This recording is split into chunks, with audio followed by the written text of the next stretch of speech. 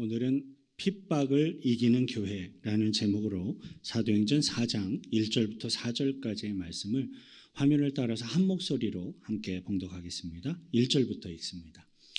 사도들이 백성에게 말할 때에 제사장들과 성전 맡은 자와 사두개인들이 이르러 예수 안에 죽은 자의 부활이 있다고 백성을 가르치고 전함을 싫어하여 그들을 잡음에 날이 이미 저물었으므로 이튿날까지 가두었으나 말씀을 들은 사람 중에 믿는 자가 많으니 남자의 수가 약 5천이나 되었더라. 아멘. 다락방에 모여 기도하던 120여 명의 성도들에게 성령 세례가 임하심으로 동시에 여러 성도들이 각 나라의 언어로 이렇게 방언을 하며 하나님의 뜻을 전하는 기적이 일어났습니다. 그 신비로운 광경을 목격하게 되었던 수많은 사람들은 어느새 큰 군중이 되어서 모여들게 되었고, 베드로는 그 기회를 놓치지 않고 복음을 전하며 설교를 했습니다. 120명 정도가 모여서 기도하던 초대 기독교 공동체가 성령의 인도하심을 따라 선포된 베드로의 설교와 함께 단 하루 만에 3,000명 이상으로 늘어나는 부흥이 일어났습니다. 예수 그리스도의 제자들로서 날마다 모이기에 힘쓰고 기도하고 떡을 떼고 하나님을 찬미하는 초대 기독교 공동체가 예루살렘 모든 사람들로부터 큰 관심을 끄는 건 당연한 것이었습니다. 그런데 이제는 예루살렘 사람들의 큰 관심 수준이 아니라 메시아를 향한 갈망과 함께 예루살렘 전체를 들썩이게 할 만한 놀라운 기적이 일어났습니다. 사도 베드로와 사도 요한을 통해서 태어나면서부터 걷지 못하는 안진뱅이 된 사람이 예수 그리스도의 이름으로 완전히 고침을 받아서 사람들이 보는 앞에서 갑자기 걷고 뛰고 찬양하며 성전으로 올라가게 된 것입니다. 태어나면서부터 단 한 번도 걷거나 뛰어보지 못했던 사람이 갑자기 걷게 되고 뛰게 되고 춤을 추며 하나님을 찬미할 수 있게 되었으니 그 당사자는 정말로 얼마나 기쁘고 좋았겠습니까? 고침을 받은 그 당사자가 기뻐하는 건 정말로 당연한 것이고, 이 기적은 그 사람을 전혀 모르는, 저희들처럼 전혀 모르는 사람조차도 함께 기뻐하며 함께 축복하며 함께 감사할 만한 놀라운 기적임이 매우 분명합니다. 그 놀라운 기적을 직접 자신의 눈으로 목격하게 되었던 수많은 사람들은 큰 충격을 받았어요. 그리고 그 군중들은 또 사도 베드로와 사도 요한에게 급격한 관심을 보이면서 모두 다 달려가듯이 솔로몬 행각으로 모여들게 되었고, 베드로는 솔로몬 행각에서 그들에게 복음을 전하며 또 설교를 하였습니다. 놀라운 기적과 함께 구약 성경을 이렇게 풀어서 설명을 하며 복음을 증거했던 이 사도 베드로의 설교는 많은 사람들이 예수 그리스도의 십자가 복음을 믿고 회개하고 돌이켜서 구원에 이르도록 하였습니다. 하지만 베드로의 설교를 들은 모든 사람들이 그 말씀의 진리 앞에 다 동의하고 회개하고 돌이켜 하나님께로 나오게 된 것이 아니었어요. 사도 베드로의 설교를 듣게 된 사람들 중에는 그 가르침을 싫어하는 사람들도 많이 있었습니다. 본문 1절 함께 읽습니다. 사도들이 백성에게 말할 때에 제사장들과 성전 맡은 자와 사두개인들이 이르러. 오늘의 본문 1절은 사도 베드로의 설교를 싫어했던 사람들로서 소개하는데, 제사장들과 성전 맡은 자와 사두개인들이 이 사도 베드로의 설교를 싫어하였다라고 소개를 하고 있습니다. 이 그룹의 사람들 중에는 물론 오늘 본문에는 바리새인 이름이 빠지긴 하였지만 바리새인들도 역시 그 그룹 가운데 함께하고 있었습니다. 그런데 베드로의 설교를 싫어했던 이 사람들은 예루살렘의 지도층에 있는 사람들로서 유대 사회에서 나름대로의 권세와 부를 누리고 있는 지도 계층의 사람들이었다라는 것을 우리는 알 수가 있어요. 그렇다면 여러분, 왜 유독 이스라엘에서 부와 권세를 누리고 있는 기득권층, 지도자층의 지도자들이 사도 베드로의 설교를 싫어하였던 것일까요? 그 이유는 사도행전에서 다음과 같이 간략하게 설명하고 있는데, 본문 2절입니다. 함께 읽습니다. 예수 안에 죽은 자의 부활이 있다고 백성을 가르치고 전함을 싫어하여. 성경은 이스라엘의 지도층 사람들이 베드로의 설교를 싫어하였던 이유에 대해서 예수 안에 죽은 자의 부활이 있다라고 그것을 가르치고 전하는 것, 선포하는 것 때문이다라고 설명을 합니다.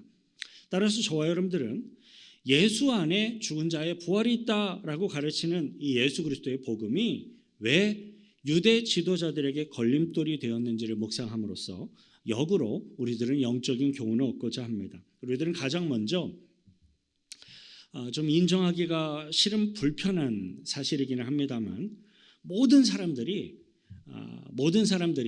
다 진리를 좋아하고 다 진리를 추구하지 않는다는 사실을 우리는 먼저 기억해야 하겠습니다. 세상 모든 사람들은요, 누구나 다 정의와 공평과 진리와 선을 추구하는 것처럼 이야기를 합니다. 누군가와 이야기할 때는 나는 의롭고 선한 것을 추구한다라고 세상 모든 사람들도 다 그렇게 이야기를 합니다.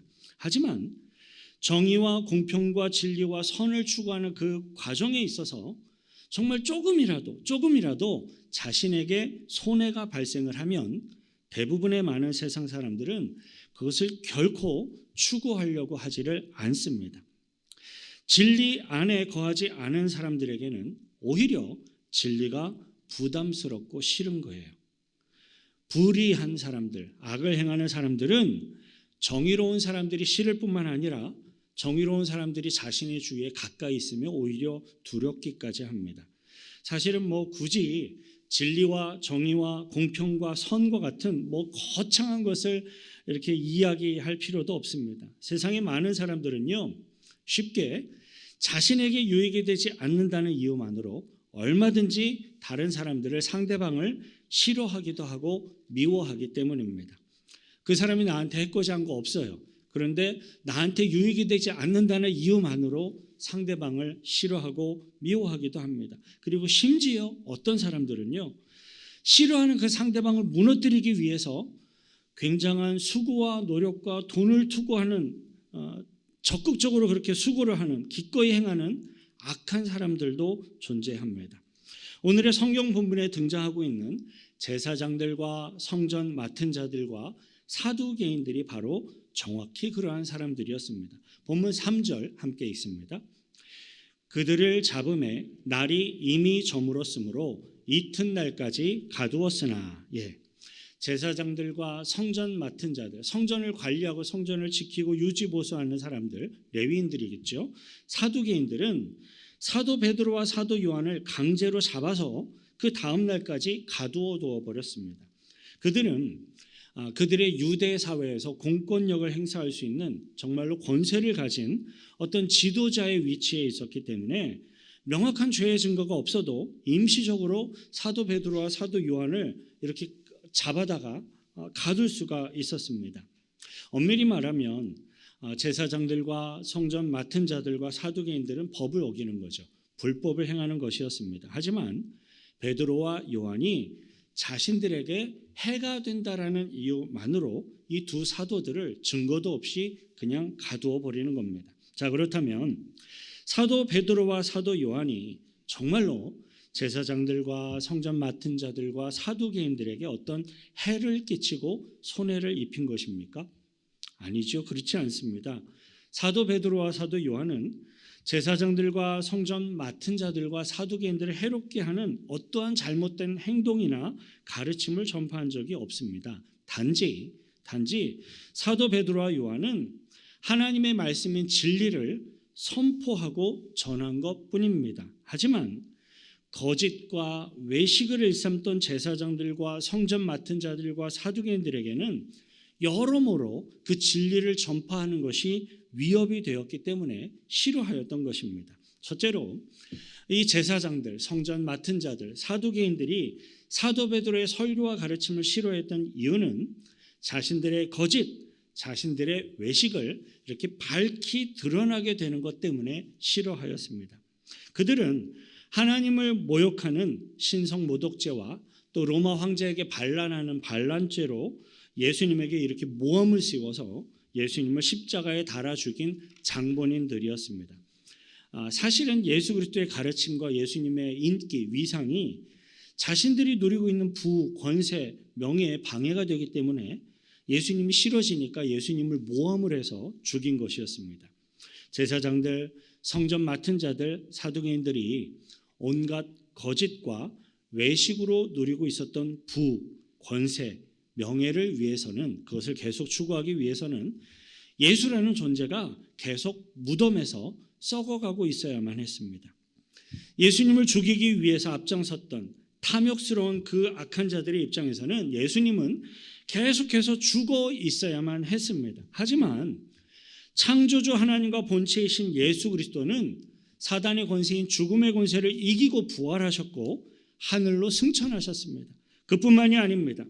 예수님의 제자들은 예수 그리스도의 이름으로 방언을 말하고 기적을 행하기 시작을 합니다. 급기야는 모든 길거리에 지나다니던 모든 사람들이 보는 앞에서 수많은 사람들이 항상 오고 가는 성전의 미문이라는 곳에 앞에 앉아서 구걸하고 있던 안진뱅이가, 태어나면서부터 걷지 못하는 안진뱅이가 예수 그리스도의 이름으로 고침을 받고 걷고 뛰는 기적이 일어났습니다. 그리고 사도 베드로와 요한은 온 인류를 구원하실 메시아 되신 예수님이 부활하셨고 승천하셨다. 그리고 그 예수 그리스도의 이름으로 이 안진뱅이가 고침을 받은 것이다 라고 확실하게 증거하고 전파하고 있는 것입니다. 이스라엘 가운데 일어나고 있는 이러한 상황들은 제사장들, 성전 맡은 자들, 사두개인들이 주장하고 가르쳐온 그것들이 이제 모두 거짓이다라는 것을 이렇게 매우 분명하게 확실하게 증명하고 있는 것이었습니다. 그런데 상황이 이쯤 됐으면 제사장들, 성전 맡은 자들, 사두개인들이 자신들의 죄, 거짓, 실수를 좀 인정하고 이스라엘 백성들 앞에서 용서를 구하는 것이, 하나님 앞에서 용서를 구하는 것이 정말로 마땅한 것이었습니다. 근데 여러분, 사람은요 본질적으로 죄성을 우리들도 누구나 다 갖고 있기 때문에 실수할 수 있어요. 유혹에 넘어질 수도 있어요. 범죄할 수도 있습니다. 제사장들뿐만 아니라 저와 여러분들도 실수할 수 있고 유혹에 넘어질 수도 있고 범죄할 수도 있습니다. 물론 실수하지 않고 유혹에 넘어지지 않고 범죄하지 않을 수 있다면 가장 좋겠지만, 혹여라도 범죄하였다면 나중에라도 나의 죄악을 깨닫는 순간 즉각적으로 회개하고 돌이켜서 그 잘못에 대하여 회개하고 책임을 지는 것이 굉장히 중요한 것입니다. 하지만 많은 사람들 가운데 제가 보기에 꽤 많은 비중을 차지하고 있어요. 우리 인류 전체에 꽤 많은 비중을 차지하고 있는 악한 자들은 끝까지 자신의 잘못을 인정하려고 하지를 않습니다. 심지어 모든 죄악의 증거가 낱낱이 다 드러나고 증명이 되고 이제는 도무지 돌이킬 수 없는 그런 상황이 되었는데도, 그럴지라도 끝까지 자신의 어떤 죄악을 인정하지 않고 변명을 하며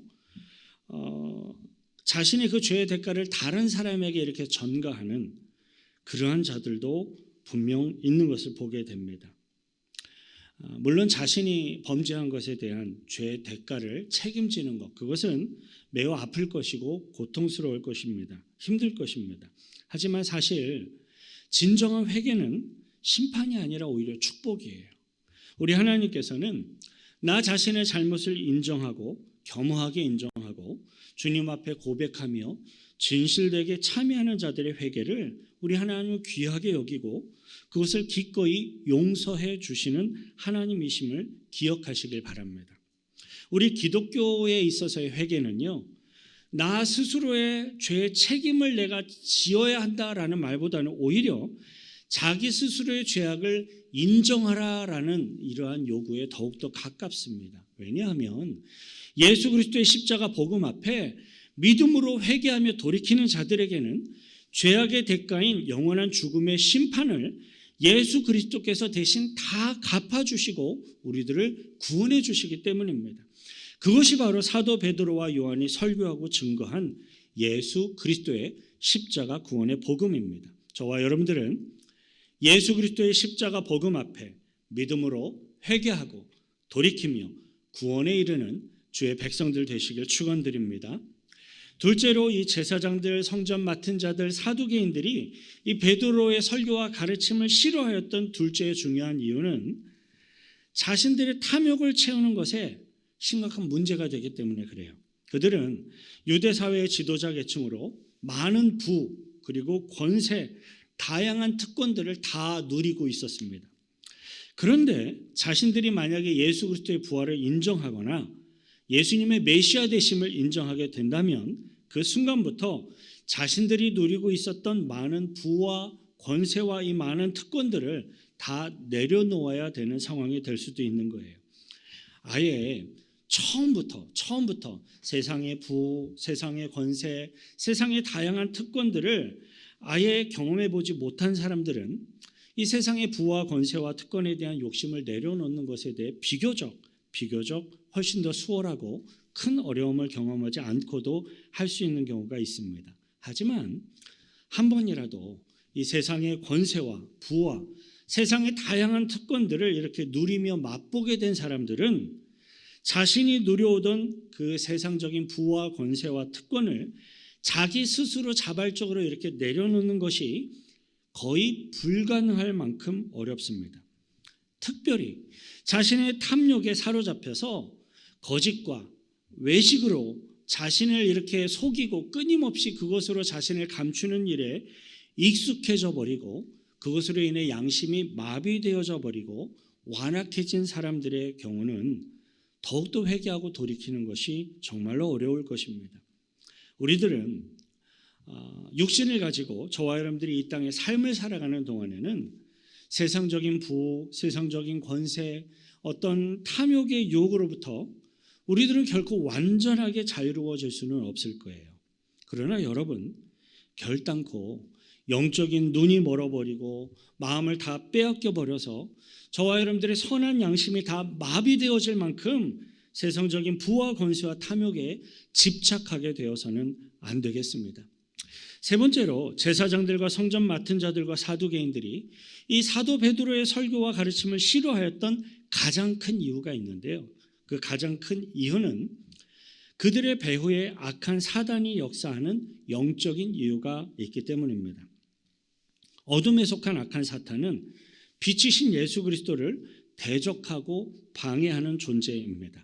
그리고 그 악한 사탄은 예수님을 대적하고 방해하는데 항상 사람을 이용하고 사람을 사용해서 교묘하게 빛 대신 예수 그리스도를 대적하려고 합니다.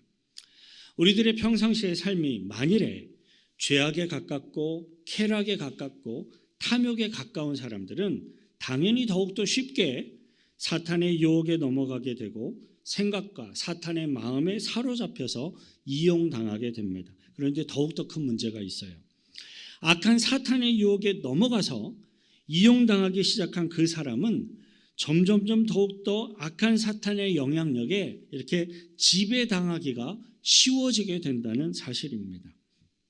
혹여라도 사탄의 유혹에 넘어가서 범죄하게 되었다 할지라도 내가 그 죄악을 깨닫게 되는 순간부터 즉각적으로 속히 회개하고 속히 돌이키는 것만이 유일한 축복의 기회임을 꼭 기억하시기를 바랍니다.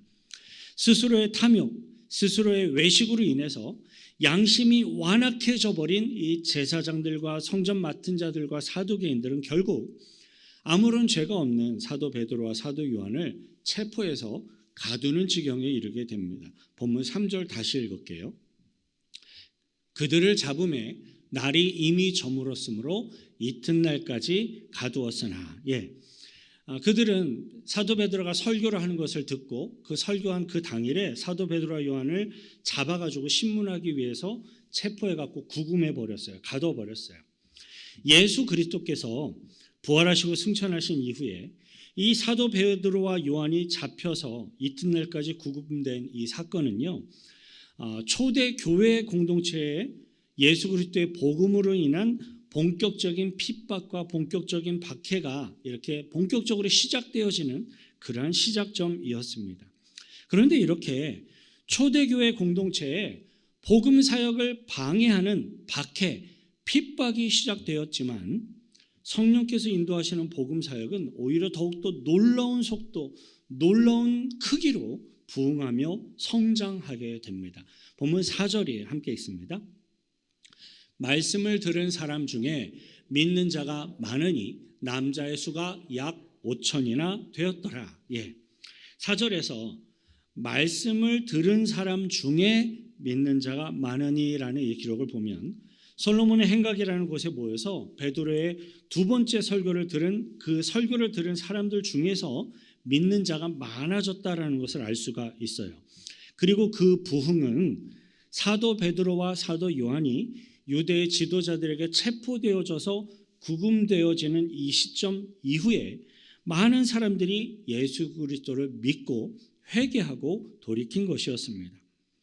예수 그리스도의 복음을 증거하고 전한다는 이유만으로 베드로와 요한이 강제로 보는 앞에서 잡혀가지고 신문을 당하는 핍박이 있는 것을 보면서도 그 당일에 성도들의 숫자가 놀랍게 늘어난 거예요. 그리고 더욱더 놀라운 것은요, 사도 베드로와 사도 요한이 이렇게 잡혀가는 것을 직접 보았는데도 3,000명 정도였던 성도들의 숫자가 금세 5,000명으로 부흥하며 늘어났다는 거예요. 여러분, 성인 남자들의 숫자만 5,000명으로 이렇게 부흥하며 늘어났다라는 이 말은 성인 남자들에게 같이 있는 아내들과 아이들까지 포함한다면 최소 15,000명 이상의 규모였다라는 것을 의미하는 표현이기도 합니다. 매일같이 모여 기도하던 120여 명의 성도들에게 성령 세례가 임하신 이후에 단 하루 만에 3,000명의 성도들로 불어났고 또 금세 5,000명의 성도들로 또 불어나기까지 불과 채 며칠이 걸리지가 않은 겁니다. 심지어 예수 그리스도를 믿는다는 이유만으로 이렇게 붙잡혀서 잡혀가는 핍박과 고난이 시작되었지만 그 핍박과 고난은 결코 거룩한 교회 공동체의 복음 증거 그리고 구원 사역을 가로막을 수도 없었고 방해할 수도 없었습니다. 이 대목에서 우리들은 복음 가운데 세워진 거룩한 교회 공동체가 어떻게 핍박과 고난 가운데에서도 어떻게 승리하고 어떻게 부흥하고 어떻게 성장할 수 있었는가 하는 것을 우리들이 함께 점검하고 기억해야 할 필요가 있습니다. 첫째로 거룩한 교회 공동체가 핍박과 고난을 능히 이기고 부흥하며 승리할 수 있었던 비결은 성령 세례에 있었습니다. 저희 교회는 건물이 있습니다. 교회 건물이 저희 교회가 예뻐요. 저는 자랑스럽습니다. 예배 환경도 아주 훌륭하고 교회 건물도 아주 좋습니다. 근데 초대교회 공동체는요, 교회 건물을 소유하고 있지 못했어요. 잘 짜여진 조직 체계도 구성되어 있지도 않았어요. 단지 매일같이 모여서 열심히 기도하는 중에 성령의 충만함을 받았고 열심히 말씀을 나누며 교제하고 또 열심히 떡을 떼며 예수님의 말씀에 순종해서 열심히 복음을 전하며 증거한 겁니다. 12명의 제자들이 120명이 되고 120명이 3,000명이 되고 3,000명이 5,000명이 되는 것은 성령께서 성도들을 통하여 행하신 놀라운 하나님의 역사이고 하나님의 구원하심이었습니다. 그리고 그 동일하신 성령께서는 오늘날에도 동일하게 저와 여러분들 가운데 동일하게 살아계시고 역사하시고 행하시고 지금도 영광 받으시는 하나님의 동일한 영이십니다. 저와 여러분들의 각 심령 위에 그리고 우리들의 교회 공동체 위에 성령 세례가 충만하게 임하셔서 하나님의 구원 사역을 다 함께 이루어가게 되시길 축원드립니다. 두 번째로 거룩한 교회 공동체가 핍박을 능히 이기고 부흥하며 승리할 수 있는 비결은 하나님의 말씀을 듣고 배우며 묵상하는 것에 있었습니다. 초대교회 성도들은요, 매일같이 열심으로 모여 기도하고 교제하고 떡을 떼며 이렇게 기도만 하고 부르짖기만 한 게 아니었어요. 그들은 간절히 사모함으로 예수 그리스도께서 전하신 그 말씀을 또 듣고 또 되새기고 또 듣고 또 배우며 끊임없이 말씀 앞에 나아갔습니다. 최근 몇 주간에 걸쳐서 우리들이 주일 예배를 통해 살펴보고 있는 이 사도 베드로의 설교를 한번 생각해 보시길 바랍니다. 사도 베드로는 기회만 있으면 설교했고 기회만 있으면 복음을 전했고 기회만 있으면 하나님의 말씀을 풀어서 설명하며 예수 그리스도를 전하였습니다. 성도들이 열심으로 모여서 기도하고 성령 충만받고 교제하고 떡을 떼고 또 하나님의 말씀을 듣고 배우고 그러면서 복음을 전하였을 때 거룩한 교회의 부흥의 역사가 일어났습니다. 이러한 거룩한 교회 공동체의 모습은 성경이 설명해주고 있는 살았고 운동력이 있는 하나님의 말씀의 능력과도 매우 흡사한 모습을 갖고 있어요. 히브리서 4장 12절부터 14절 함께 읽겠습니다. 하나님의 말씀은 살아있고 활력이 있어 좌우에 날선 어떤 검보다도 예리하여 혼과 영과 및 관절과 골수를 찔러 쪼개기까지 하며 또 마음의 생각과 뜻을 판단하나니. 넘겨주시죠. 지으신 것이 하나도 그 앞에 나타나지 않음이 없고 우리의 결산을 받으실 이의 눈앞에 만물이 벌거벗은 것 같이 드러나느니라. 그러므로 우리에게 큰 대제사장이 계시니 승천하시니 곧 하나님의 아들 예수시라. 우리가 믿는 도리를 굳게 잡을지어다. 아멘. 예수 그리스도의 영원한 핏값으로 세우신 이 거룩한 교회 공동체는 예수 그리스도의 영원한 그 생명의 말씀이 있는 말씀의 생명력을 소유한 생명체입니다. 저와 여러분들이 생명을 갖고 있는 생명체인 것처럼 예수 그리스도의 핏값으로 세워진 이 거룩한 교회는 그 교회 자체가 생명력을 갖고 있는 생명체입니다. 따라서 교회가 지속적으로 이 생명력을 유지하기 위해서는 우리들이 음식을 먹고 영양분을 공급받는 것처럼 영원한 생명의 말씀이 성령 충만함을 사모하며 기도하고 교제하고 떡을 떼며 복음을 전하는 성도들에게 계속해서 공급되어져야 합니다. 그래야만 생명력을 유지할 수 있습니다.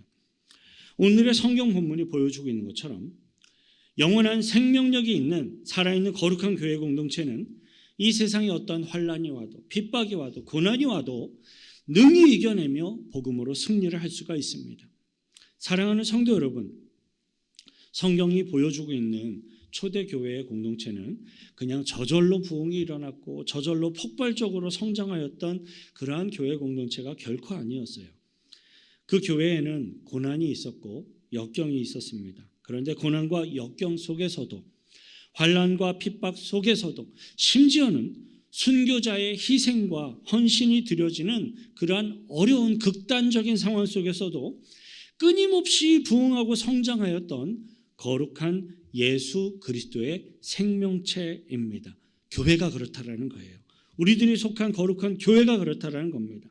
저와 여러분들이 속한 우리들의 교회 공동체도 예수 그리스도의 영원한 생명력을 소유한 위대한 교회, 거룩한 교회, 핍박도 능히 이기는 복음적인 교회로 세워지고 쓰임받게 되시길 축원드립니다. 이 시간 같이 함께 기도하실 때 하나님, 예수 그리스도의 생명력을 내가 소유하게 하시고 내가 예수 그리스도의 생명력을 갖고 그 생명을 증거하는 주의 백성으로서 살게 해달라고 기도하십시다. 그리고 우리들이 속한 이 교회 공동체를 통해 매일같이 모이기에 힘쓰고 기도에 힘쓰고 성령을 사모하고 교제하고 말씀으로 교제하고 떡을 떼고 또 끊임없이 말씀을 듣고 배우고 묵상하고 나누며 예수 그리스도의 생명력으로 더욱더 충만하여져서 어떠한 일이 있어도 끊임없이 부흥하고 성장하고 성숙하며 하나님 앞에 나아가는 우리들의 교회 공동체, 우리들이 되게 해달라고 같이 함께 기도하겠습니다. 거룩하신 구주의 하나님 아버지, 감사와 찬송과 찬양을 드립니다. 우리들의 삶을 다스리시고 이끄시는 주님의 은혜 앞에 나아갑니다. 하나님, 예수 그리스도의 핏값으로 세우신 이 생명력 있는 교회가 주님의 생명의 능력을 갖고 서게 하여 주옵소서. 그 가운데 내가 있기를 소망합니다. 내가 먼저 주님 앞에 하나님의 말씀으로 성령의 충만함으로 끊임없이 기도함으로 성도들과 말씀을 나누고 교제하고 떡을 떼며 주님 앞에 모이기에 힘쓰므로 생명력이 충만한 하나님의 자녀가 되게 하시고 내가 속한 우리들의 교회 공동체가 그러한 예수 그리스도의 생명력이 충만한 교회로 서게 하셔서 날마다 부흥하고 성장하고 날마다 구원의 열매들을 주님께 올려드릴 수 있도록 이끌어 주옵소서. 하나님 아버지, 이 세상에는 예수 그리스도의 십자가 복음을 싫어하며 거부하는 회개하지 못하는 불쌍한 사람들이 있다는 사실을 배우고 확인하였습니다. 그럼에도 불구하고요, 죄 많은 우리들이 예수 그리스도를 믿고 구원받은 천국 백성들이 되어서 이렇게 주님을 예배하며 경배하게 하심에 무한한 감사와 찬양을 드립니다. 예수 그리스도의 생명력을 소유한 거룩한 교회 공동체는 환난과 핍박 속에서도 끊임없이 부흥하고 성장하며 풍성한 생명의 열매를 거둘 수 있는 거룩한 교회, 위대한 교회임을 배웠습니다. 바라고 소망하오니 내가 먼저 그 거룩하고 위대한 교회 공동체를 세우는 일원으로 세워지고 쓰임받기를 기도합니다. 그리고 나아가 우리들이 속한 교회 공동체가 영원한 생명력을 소유한 살아있는 위대한 교회로서 끊임없이 성장하고 쓰임받게 하셔서 복음 증거의 사명을 잘 감당하게 하옵소서. 우리를 구원하신 예수 그리스도의 이름으로 기도하옵나이다. 우리들과 함께 하시는 성령의 은혜 앞에 감사의 박수로 영광 돌려드리겠습니다. 아멘.